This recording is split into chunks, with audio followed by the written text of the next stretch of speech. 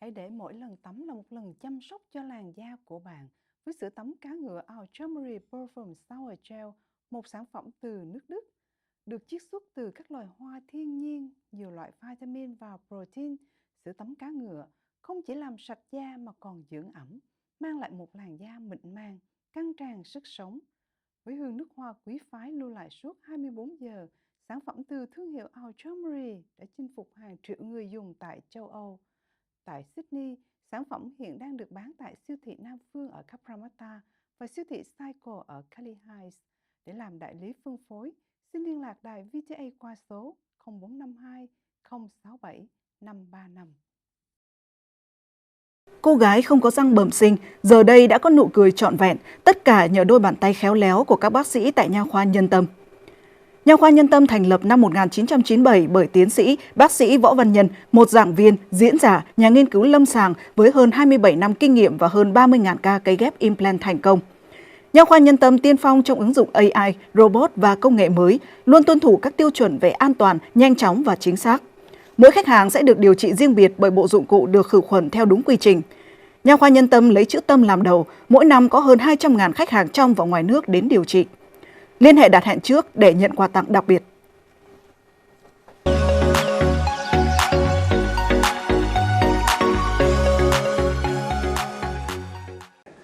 Hi everyone, welcome back to the Sunday show on Viet TV Australia YouTube. I'm Anthony Nguyen.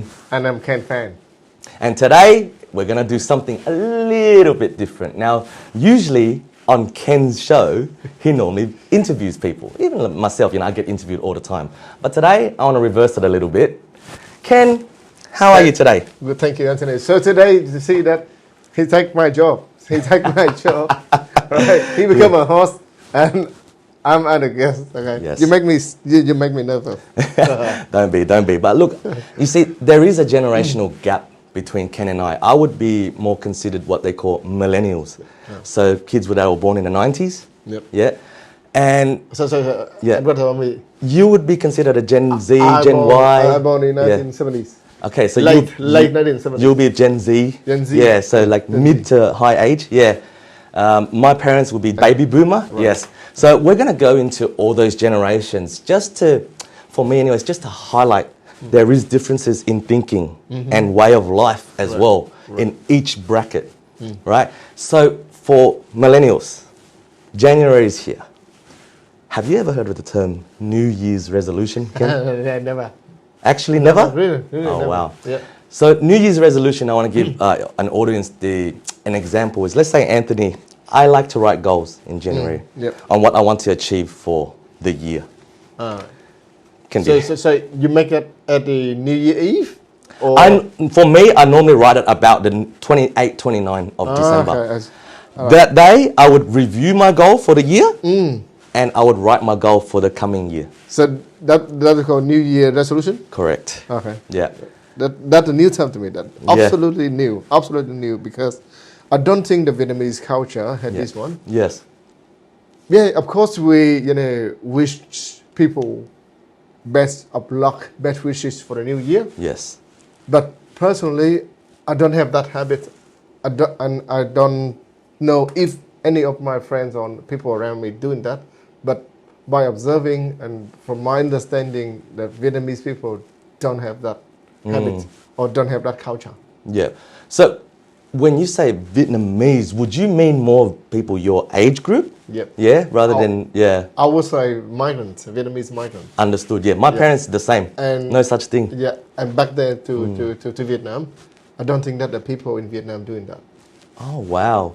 We have very good values, traditional values. 100%. It's like family gather. Yeah. And you pay respect and pay visit to your grandpa, grandma, grandparents, relatives, friends, but not the culture that you setting up your goal. If you miss it and somehow you couldn't achieve it, then you have to put more ambition, more effort in making, make it possible, make it happen in the new year. Yeah. That I would say more about personal choices and personal preferences. I see. Yeah, see, so for millennials, very funny because, your generation, what I admire is working hard, being very consistent and you will show up to work every day. Whereas a millennial, we like to work. Have you ever heard of the 4-day work week as well? That's a new millennial term as well, because we just want to work 4 days a week.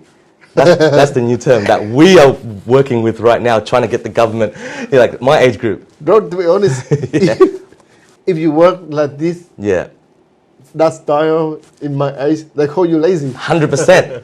You see the difference in generation, guys? For us, we like to work smart. But for them, if you work 4 days a week, you're lazy. But, for us, there's another term called work-life balance as well, which I would like to go into more. But, Ken, so crazy. They don't write goals and they don't have resolutions. So resolution for me is, let's say I don't hit the goal, the next year I want to, get better. Yeah. So how did you build, commitment, consistency? And let's say, I know for your generation, even if you feel sick a little bit, you still come to work. Yeah. For me, or my guys in my age, a little bit of a sneeze, I think I need to call in sick, So how do you guys do it, man? You guys are tougher than us. All right, I think that difference comes from the background of individuals. Yeah. Because the people who's born, at my age, they face a lot of difficulties financially and economic situation. I still remember when I was teenager, we even didn't have enough food to eat. So what the goal you set there? Just enough food to eat, right? And then how you have enough food to eat? You had to work very hard. You had to work hard. Every way, any way, right? But for you, it might be different now because you don't have to worry about, you don't have enough food to eat. But what kind of food you choose? 100%. Right? Yeah. You have everything there. You got backup from your parents. 100%. Right. So that's the thinking different. Yes. So that's why I would say the people who at my age, maybe when they're working, I try not to say they're working harder, but they work more hours. More hours. But I love the way that young people are working right now. Yes. Because, they work very smart. So recently, I also thought much about not working very hard, but you have to be very smart. So do you remember? I give you the example. Yes. I remember at my time, telephone is something mobile phone is something very luxury. You have to be very rich to get around. I see. But the very first one is a big one, and then the manufacturer changed. They try to get smaller. So the smaller mobile phone you get, the richer you are. Right? Yeah. You have a very little one.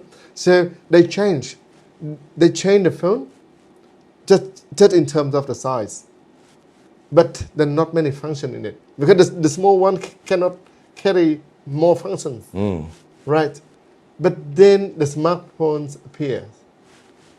Then the smartphone came with a lot of function. That now I love the way that young people working. They work everywhere with this one. From my age, from my time, people have to go to the office, sit down there, 8 to 5. Yeah. I work hard to show the boss I'm working hard, I'm here all the time. But young people, they can work everywhere now. They can work in the cafe, they can work in the kitchen, even from the bedroom. Yes. Right? That's right. They're using this one. Yeah. So they must matter. Yeah. They must matter now. Yeah. So I admire young people, really. Yeah. And truth is for me, like you said, our previous conversation, there is no generation that is actually deemed better, right? It's just, that's what it is. So it's better if you're able to understand, one, and two, being able to adapt to them if you want to be able to communicate with them in a way that they understand how they think. So Ken, I've known you now for what? About a year, give or take, something like that, yeah? And I'm sure, myself and our viewers would probably have some question as well. They want to know a little bit more about Ken. Okay. And so do I. So Ken, this is how I view you. This is a subjective thing, yeah? You're a TV personality. You're a business owner. You're a philanthropist doing a lot of community work, especially around the Fairfield City area in New South Wales. So thank you very much to you. You've done a lot. So you would be deemed someone that is very multi-talented. How did you get there? Yeah. Like I said, I cannot reject that. You call me talented because I never recognize myself as a talented people. Yes. Of course. Because I just Typical think I work hard. Gen Z But own, you're like, you see who I am now. Yes. If you got a chance to see me, like 40 years ago, I'm as a very, very poor child living in the countryside of Vietnam, just right after the war. There's nothing in there, no food. The living condition is very, very bad. Different situation, very, very different, very different. Yes. A lot of different now, different world. Yes. Third world. We're in the first world now. 100%. You look back then, the third world. Yeah. The hygiene, the living standards, very different. And that's where I came from. When I told my kids about my stories, they surprised too, because they've seen a lot of change. They never imagined that I was that hard. I was in that hard situation, and it's not only about me. That the story of the whole society. The country after the war was nothing. That's why we had to work hard. We always keep in mind that we had to work hard. Right. So I see. And also that the chance for me to learn a lot from life. And then yeah. So somehow I was lucky to to be chosen as a village class, for English, ran by a retiree Australian couple who went to Vietnam, right at my village, and then they picked some kids who really want to study English, and then lucky that I was in that group. My English taught by Australian couples. And I have to admit myself, your vocabulary is actually at a level that is quite sophisticated for a person from Vietnam background. Yeah. So kudos to you. I mean, even learning English for you at that time would have been very difficult, I would imagine. Difficult. Very, very, very difficult and different too. Even I was in that class only for a year. Yeah. But I would say my English is a bit different because my very first lesson, I remember, the teacher asked me to count, right? And I counted like all the Vietnamese children did, 1, 2, 3, 4, 5, 6, and then she taught me, no, Ken, you had to do 1 and 2, and the very hard one is 3, because then we had to do 3, yes, not 3. Yes. And I've seen a lot of Vietnamese people now. I'm sorry, but they still say 3. 100%. So even some people, even doctor, lawyers, yes, they still say 3. Yes. Right here in this country. I'm not discriminating them, but I would say that's what I learned. So something, if you know something, you have to know very clearly. If you learn something, you have to learn the root from the root, right? So that's why I was thankful for the very first lesson. Yeah. From counting 1 to 10. Yes. And 4 and 5, the Vietnamese people will say 5, or 6. Yes. Sick like you sick. Yes. But then the teacher told me, no, Ken, you have to say 5 and 6, 7. Yeah. 7, and 8, and 9, and 10. So that very first lesson, only from count 1 to 10, I show how hard we have to learn English, how hard we have to adapt into the new environment. And later, from my study, I understood and I realized that Vietnamese migrants got a very big disadvantage, that we are in the very low English proficiency in Australia.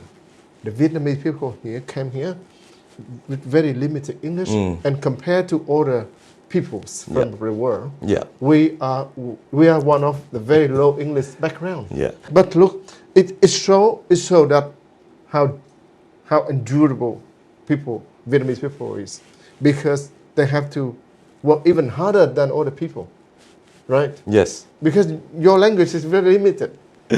So it's funny because like the whole conversation that you've given me, these are the repeated words that I have picked up. Work hard. I was lucky. Work hard. I was lucky. So what that says to me is the thinking of a person has always been about working hard.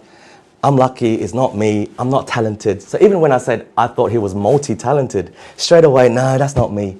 But you see, that's the difference between our generation gap. Because a millennial will be like, yeah, that's me. Yeah. I'm talented. Yeah. Yes, I'm multi-talented. What can I say? I'm Anthony Nguyen.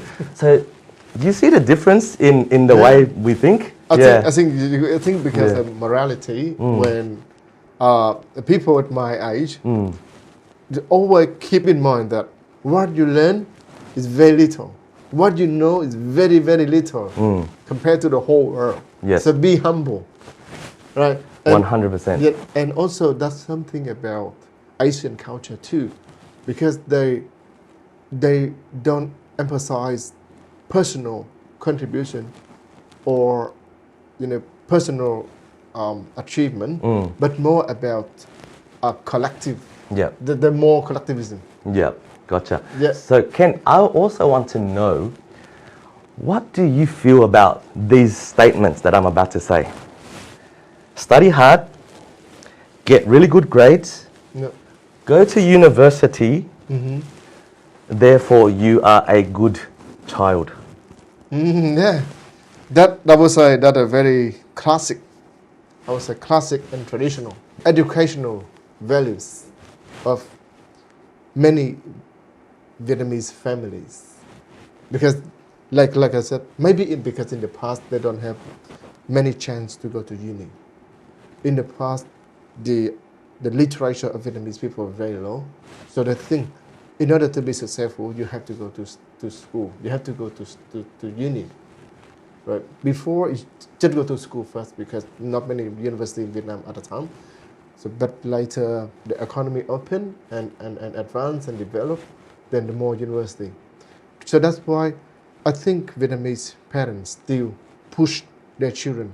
You have to go to uni to get the degree, to get a chance. Yeah, that I would say that's a very basic formula. Yes. But you don't have to be exactly the same. Yeah. So how do you feel about like that? Are you still, so you got some children, yes? Yeah. So do they have to go to university for you to be happy? I even changed my mind recently. Okay, interesting. Because that's hard. Yes, very hard. That's hard. Yeah, I know.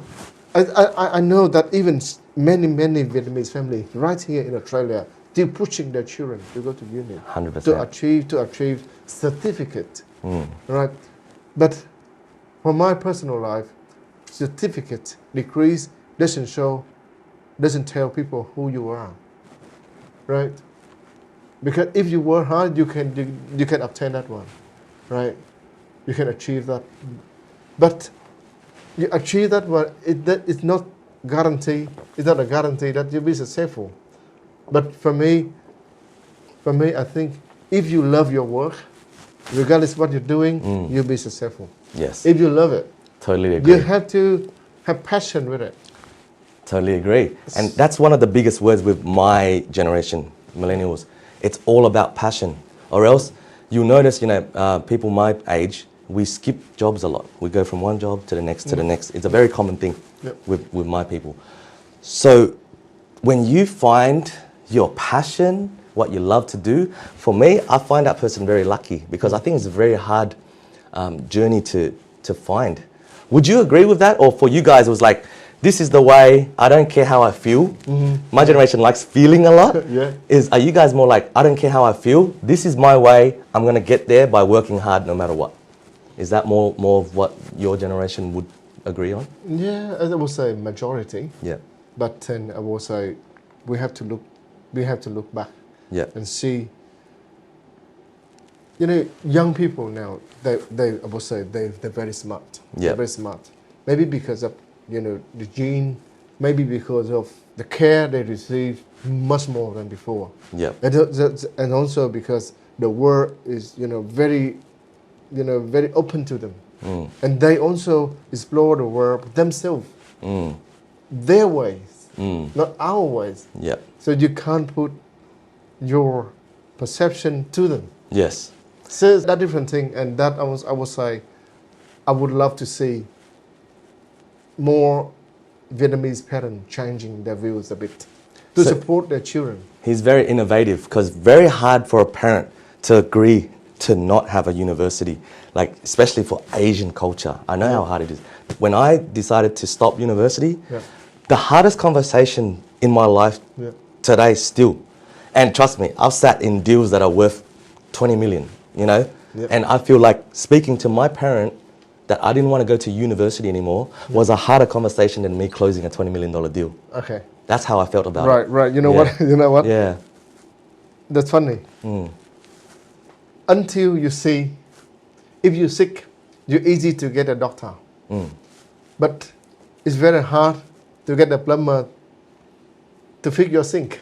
So until then, you see, doctors everywhere, but very hard to find a plumber, right? And they're so expensive. So then you think, you pay for the doctor, only $60 for a visit, right?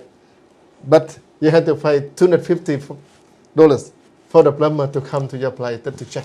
Just to have a look, that's right. Yeah. So I think slowly people will think, why I have to push my children to go to uni, to get the doctoral degree in 6 or 7 years, and then he got unemployed. He got no job. That's right. But the plumber there, right, you got to go to TAFE in maybe 1 or 2 years, or electrician, right, or a butcher, or you know, they can easily find a job. Yes. You know, then they can be themselves. They can be independent. Yes. They can earn maybe $500 a day. That's enough. That's happy enough. Oh man, you should be pretty content with that. Anyways, thank you very much, ladies and gentlemen. This is a very different version of the Sunday show that we would like to do more. You know, we would like to know your feedback, if you like that. We're going to talk a lot more about our current affairs, like millennials like myself, like setting goals, starting a business, how to build self-confidence. The tennis is on. The tennis is on. The Australian Open is on at the moment. Make sure you guys tune in. It's a big thing. You know, you get big matches in the summer. You know, we also have a morning day for the Bondi people in Sydney. On 22nd of January. Yes. So we're gonna, you know, talk a lot of more things on the Sunday show on VTA YouTube. So please, once again, thank you very much for tuning in. I'm Anthony Nguyen, my partner Ken Fan. Thank you for watching the Sunday show. Thank you, and see you soon.